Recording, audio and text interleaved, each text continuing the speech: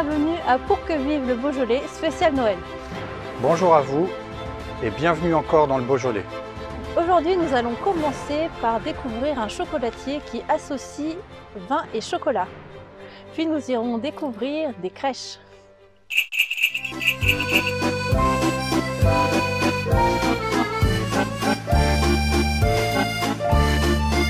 Bonjour, Gérald Guérin, Garot Gourmand.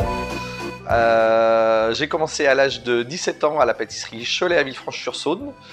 Je suis parti ensuite sur Paris, en Suisse, dont j'ai passé une quinzaine d'années.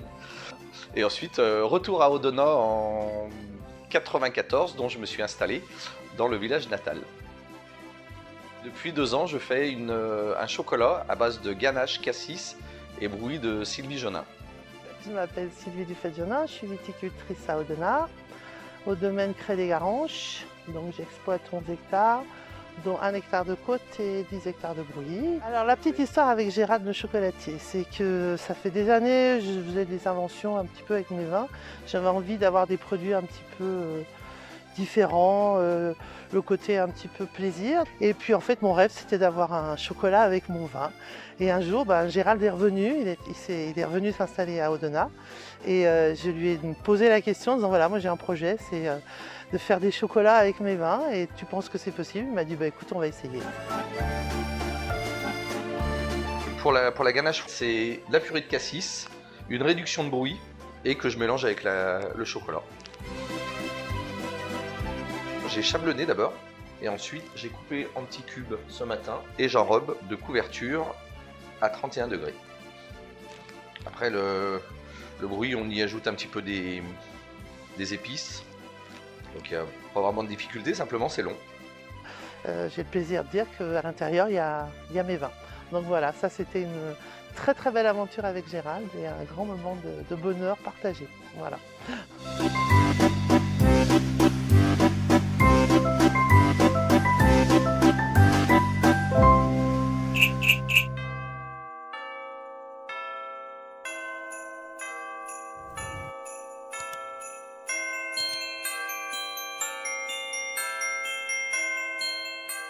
Alors cette crèche beaujolaise, cette crèche de l'église de Lancier, a été créée au tout début des années 80 par Monsieur Loudin, Jean Loudin, qui venait d'être à la retraite et qui était énormément bricoleur, qui faisait beaucoup de choses, notamment le travail du bois, mais pas que, et donc s'est investi très rapidement dans la réalisation d'une crèche qui, au départ, les premières années, était une petite crèche. Petit à petit, il a ajouté des personnages et puis est venu également l'intégration dans son milieu naturel, on va dire, qu'est le Beaujolais, avec des cèpes, avec du matériel vinicole. Et donc, très rapidement, et en tous les cas en quelques années, cette crèche est devenue, on va dire, une institution, une référence pour les habitants de Lancier. Et donc ce qui était remarquable, c'est que justement ces habitants qui parfois n'étaient pas forcément catholiques ou catholiques pratiquants, se sont joints à ce projet qui est devenu un véritable projet de la commune et qui, depuis 40 ans, fait le bonheur de nos concitoyens lancerons, mais pas que, puisque cette crèche est visitée très largement au-delà des frontières de la commune.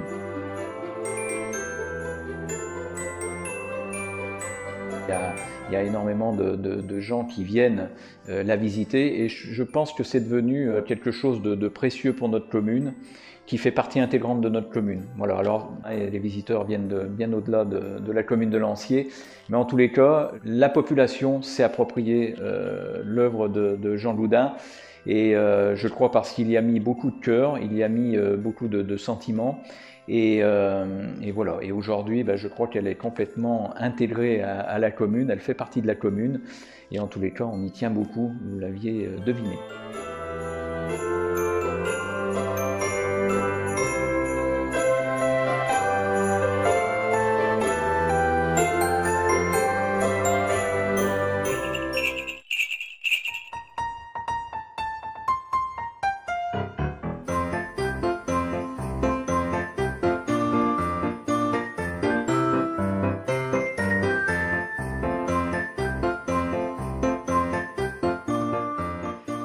Je m'appelle Josette Bourgogne, j'habite à Ouin depuis 22 ans, je suis potière, donc je fais partie des ateliers d'art de Ouin. Et en fait, cet événement, Ouin en crèche, on a décidé de l'organiser il y a 17 ans.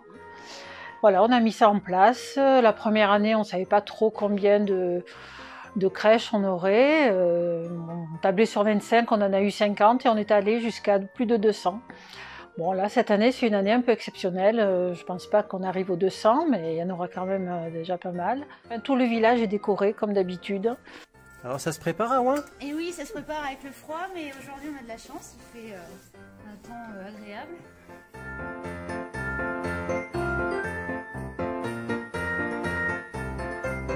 Beaujolais a la chance de disposer, d'avoir à disposition ce village qui attire quand même du monde, il faut le dire, du monde entier. Une spécificité quand même à Ouin, c'est que, et ça on ne le sait pas toujours, c'est qu'à Ouin, il y a des artistes et artisans d'art qui sont installés, et qu'on est nombreux, et que je dirais même qu'on constitue une des caractéristiques un petit peu particulières de ces villages du Beaujolais. On a décoré le village comme toutes les autres années. Chacun a fait sa crèche.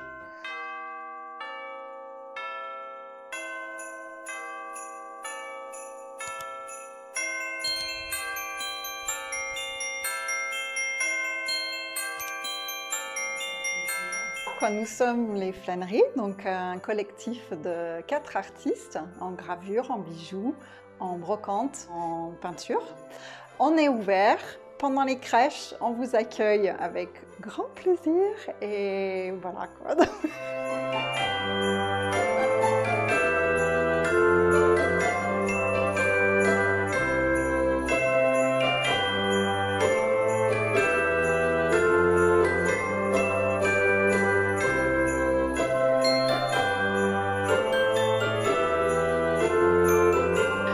Alors, en tant que potière et en tant qu'artisan d'art du village de Ouin, on espère que les nombreux visiteurs viendront nous voir pour nous faire travailler pour les fêtes, parce qu'on a beaucoup de choix, d'idées cadeaux.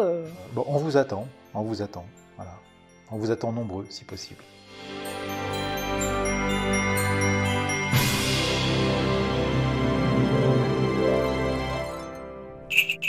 Nous avons vu l'association de talents locaux qui donne de superbes friandises.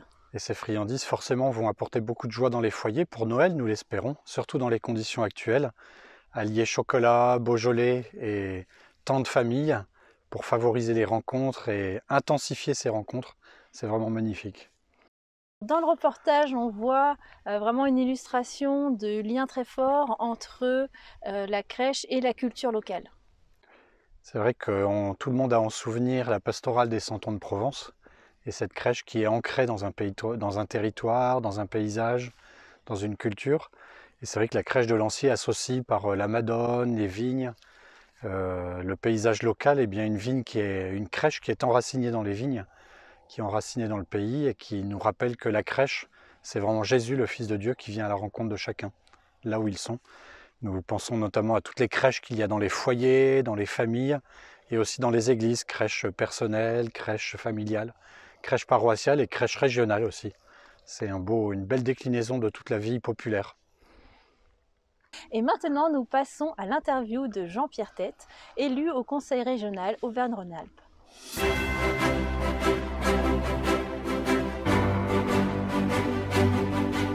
Bienvenue à l'interview des Chaises Vertes. Aujourd'hui, nous recevons monsieur Jean-Pierre Tête, délégué à l'agriculture, à la viticulture et aux produits du terroir pour la région Auvergne-Rhône-Alpes.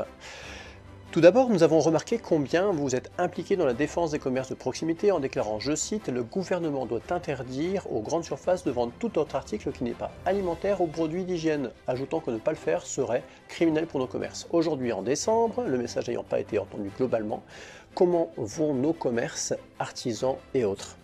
Oui, effectivement, Grégory, vous le savez, pour qu'on puisse défendre les commerces de proximité dans cette période particulière, il faut qu'on soit déjà à leur côté, qu'on les écoute et surtout qu'on leur permette de travailler. C'est la raison pour laquelle j'avais écrit au Premier ministre en lui exprimant mon incompréhension de faire fermer ces commerces dits non essentiels, ce qui était déjà pas très élégant pour eux. Ce que demandent ces commerces, c'est pas des aides, c'est pas de la perfusion, c'est seulement de travailler. Donc je suis satisfait du fait que ces commerces réouvrent et puissent faire de nouveau leur activité et vivre de leur chiffre d'affaires. Et puis je suis satisfait aussi de voir qu'il y a des collectivités, des mairies, mais aussi la région à travers les aides que propose la région Auvergne-Rhône-Alpes, qui sont aux côtés de nos commerçants de proximité. Ces commerçants de proximité, c'est le cœur de nos centres-villes. C'est un lien social très important, c'est un lien économique très important. Et j'espère que plus jamais on ne verra des commerces de proximité fermés, surtout que les autres restaient ouverts. Il y avait une totale incohérence et vous n'avez pas plus de chances de prendre un virus dans un commerce de proximité que dans une surface plus importante. Alors concrètement, comment pouvons-nous, nous, en tant que consommateurs, agir pour aider nos commerces de proximité, artisans, viticulteurs? Oui, c'est une très bonne question, Grégory. Comment peut-on aider nos commerces de proximité, nos artisans, nos viticulteurs? Tout simplement en consommant et en achetant chez eux. Évidemment, il y a une facilité de commenter parfois sur Internet. Après, on peut être très surpris aussi du résultat. On n'a aucun service. Et vous savez, on fait vivre un certain nombre d'emplois de l'autre côté du monde et on tue tout simplement notre économie nationale, régionale et locale. Donc la meilleure façon de soutenir nos commerces, nos artisans et nos viticulteurs en particulier dans cette belle région, c'est de les faire travailler, d'acheter leurs produits qu'ils ont fait avec passion, de faire vivre leur lieu de vente, de faire vivre leur savoir-faire avec nos artisans, tout simplement. Faites-leur faire du chiffre d'affaires, faites-les travailler, c'est la meilleure façon de les aider. Et maintenant, si on se place du côté des professionnels, quels conseils leur donneriez-vous afin de dépasser cette phase difficile, mais peut-être également en quelque sorte pour qu'ils puissent en tirer profit? Alors, les conseils, ils sont simples. Déjà, il faut qu'ils soient à l'écoute de toutes les aides qu'on peut leur apporter. Les communes sont évidemment des partenaires importants, les communautés de communes qui peuvent aussi proposer des aides. La région Auvergne-Rhône-Alpes est très active sur la proposition et sur des aides amenées à nos commerçants de proximité. Vous parliez de e-commerce, oui, d'e-commerce, vous pouvez avoir une aide jusqu'à 1 500 € lorsque vous souhaitez développer la vente par Internet. Pensez aussi à toutes celles et ceux qui sont sur nos marchés de producteurs ou nos marchés en général qui font vivre aussi les cœurs de ville, où des aides très importantes peuvent aller jusqu'à 10 000 € pour mettre en place un nouveau matériel pour mieux accueillir leurs clients, du matériel roulant, etc. Parce que c'est des gens qu'on a aussi écartés à un moment sur les marchés de proximité, qu'on a aussi empêché de travailler. Donc voilà, le conseil est tout simplement essayer de s'adapter, ne pas hésiter à regarder les aides qui sont proposées. De nombreuses aides sont proposées pendant cette période, mais on a notamment à la région une politique très forte pour soutenir les commerces. C'est plusieurs milliers d'euros qui peuvent être versés en subvention à un commerce qui investit. Donc c'est d'être vigilant sur effectivement les aides proposées. Et puis le commerce devient aujourd'hui figital, il est autant physique que digital, donc c'est le temps de s'adapter au digital. Le digital ne remplacera jamais l'humain, mais il fait aujourd'hui partie de la façon dont souhaitent consommer nos consommateurs. Donc il faut que nos commerçants, nos artisans, nos commerçants non sédentaires s'adaptent aussi aux nouvelles pratiques que souhaitent nos consommateurs. Et avant de nous quitter, je voulais évoquer ce Beaujolais nouveau 2020, si prometteur d'un point de vue qualitatif, mais lancé à une période peu propice, sans cet atout des restaurateurs. Pour les particuliers qui auraient raté ce lancement, avez-vous quelques conseils à leur donner? Alors c'est vrai que le Beaujolais 2020 est sorti dans un contexte particulier. Je conseille déjà d'en boire et de le consommer. J'ai eu la chance de boire du Beaujolais nouveau il y a quelques jours et c'est vrai qu'il est d'une excellente qualité. On a, nous, mis en place aussi à la région, avec le président de région, une aide et une facilité à nos seniors, puisqu'une carte va être distribuée à tous les seniors d'Auvergne-Rhône-Alpes, et particulièrement, bien sûr, du département du Rhône, une carte qui s'appelle Pass Senior, où ils pourront utiliser sur cette carte 10 € qui leur permettra d'aller sur un vignoble, dans un caveau, pour pouvoir acheter des bouteilles de Beaujolais. Et je sais que beaucoup d'acteurs du Beaujolais vont rajouter 10 € supplémentaires lorsque l'achat sera fait. Donc c'est un petit cadeau de 20 € que nous font tous nos vignerons du Beaujolais, tout le domaine du vignoble du Beaujolais, pour qu'on consomme avec beaucoup de plaisir ce breuvage 2020. Il a été lancé dans des conditions particulières, avec la fermeture des restaurants, avec la fermeture des festivités, avec la qualité que j'ai pu noter sur cette année-là, sur ce millésime. Je suis persuadé qu'il va très bien se vendre et j'encourage d'ailleurs toutes celles et ceux qui nous écoutent à aller très rapidement dans des caveaux et en acheter parce qu'ils vont se régaler. C'est donc la fin de notre interview. Merci beaucoup Monsieur Tête pour le temps que vous nous avez accordé et pour ces conseils et informations très concrètes. Oui, et il me reste, Grégory, à vous remercier parce que d'abord j'ai beaucoup apprécié cette interview. Pour que vive le Beaujolais, c'est un territoire et un terroir extraordinaire que le monde entier nous envie. Et je voulais vous encourager à continuer cette TV sur YouTube et sur d'autres réseaux sociaux. En tout cas, ça a été un plaisir pour moi de partager ce moment avec vous. On est très actifs au niveau de la région Auvergne-Rhône-Alpes avec le président Wauquiez pour défendre nos valeurs, nos terroirs et particulièrement celles du Beaujolais. On a un plan Beaujolais qui permet de soutenir de façon très volontariste tout le territoire et nul doute que ça continuera. En tout cas, merci, ça a été un très bon moment pour moi. Merci beaucoup. Eh bien, nous allons effectivement bien continuer. Merci pour vos encouragements. Il est maintenant temps de nous quitter. Bonne fête de Noël à tous et à l'année prochaine. Nous venons de voir encore une belle preuve que les initiatives existent. On peut soutenir donc le commerce local et profiter de cette crise pour mettre en place de nouvelles choses. Effectivement, le e-commerce qui est développé pour pouvoir acheter à proximité lorsqu'on n'a pas le temps de se déplacer est déjà une belle aide et permet aux producteurs locaux d'avoir le bénéfice bien plus complet de leur travail. Mais surtout, je pense que ces artisans souhaitent surtout rencontrer les personnes, faire partager leur travail, leur expérience, leur savoir, leur envie, et puis bien sûr leur saveur. Et rien ne remplacera bien sûr la rencontre réelle et non pas simplement virtuelle. Donc on a été ravis de vous faire partager cette nouvelle émission au col du Py, cet endroit où on a un magnifique panorama sur tout le Beaujolais. En fait, cette colline est arrondie et prend le soleil toute la journée. Et du coup, elle produit un vin de facture spéciale et est assez réputée dans la région. Et puis au niveau géographique, eh bien, nous sommes face au Mont Brouilly. Nous avons toutes les collines du fond du Beaujolais, la fameuse église de Régnier-Durette avec ses 2 clochers, qui est une maquette de fourvière qui a été faite par l'architecte Bosson. Et puis par derrière, eh bien, tous les grands crus aussi, de Fleury, de Moulins à Vent, de Chénat, de Chirouble aussi, qui s'exposent tout autour de nous. Donc une vue panoramique magnifique sur la plaine de l'Ain aussi, de l'autre côté de la colline. Et puis des vins superbes qui jaillissent de ce beau terroir. Portez-vous bien, n'hésitez pas à partager notre émission. N'hésitez pas à faire des retours sur ce que vous avez aimé, ce que vous aimerez entendre dans les prochaines éditions. Et puis nous continuons bien sûr à essayer de travailler au rayonnement du Beaujolais et puis au lien avec les personnes. Donc n'hésitez pas aussi à avoir au fond du cœur cette belle devise des Sires de Beaujeu. Fort, fort!